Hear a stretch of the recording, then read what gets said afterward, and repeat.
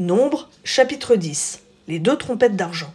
L'Éternel parla à Moïse et dit : Fais-toi 2 trompettes d'argent, tu les feras de métal massif, elles te serviront pour la convocation de la communauté et pour le départ des camps.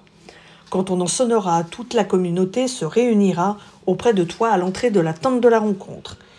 Si l'on ne sonne que d'une trompette, les princes, les chefs des milliers d'Israël se réuniront auprès de toi.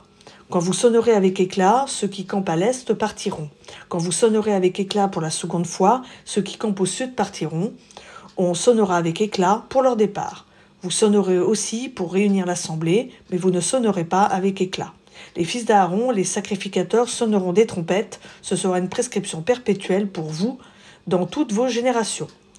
Lorsque, dans votre pays, vous irez à la guerre contre l'adversaire qui vous combattra, vous sonnerez des trompettes avec éclat, vous serez rappelés au souvenir de l'Éternel votre Dieu, et vous serez sauvés de vos ennemis.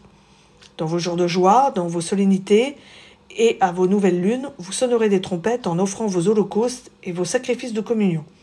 Et elles vous mettront en souvenir devant votre Dieu.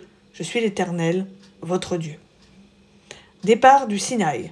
La seconde année, le second mois, le 20 du mois, la nuée s'éleva de dessus le tabernacle du témoignage. Les Israélites partirent du désert du Sinaï, selon l'ordre fixé pour leur départ. La nuée s'arrêta dans le désert de Paran. Ils prirent ce premier départ sur l'ordre de l'Éternel, par l'intermédiaire de Moïse. La bannière du camp des fils de Juda partit la première avec ses corps d'armée. Le corps d'armée de Juda était commandé par Nachon, fils d'Aminadab. Le corps d'armée de la tribu des fils d'Issachar par Nethanil, fils de Tsuar. Le corps d'armée de la tribu des fils de Zabulon par Eliab, fils de Hélon. Le tabernacle fut démonté, les fils de Gershon et les fils de Merari partirent, portant le tabernacle. La bannière du camp de Ruben partit avec ses corps d'armée. Le corps d'armée de Ruben était commandé par Élitsur, fils de Chédéour. Le corps d'armée de la tribu des fils de Siméon par Shelumiel, fils de Tsuishadai. Le corps d'armée de la tribu des fils de Gad par Eliasaph, fils de Dewel. Les Kéatites partirent portant le sanctuaire et l'on dressait le tabernacle en attendant leur arrivée. La bannière du camp des fils d'Éphraïm partit avec ses corps d'armée. Le corps d'armée d'Éphraïm était commandé par Élishama, fils d'Amioud.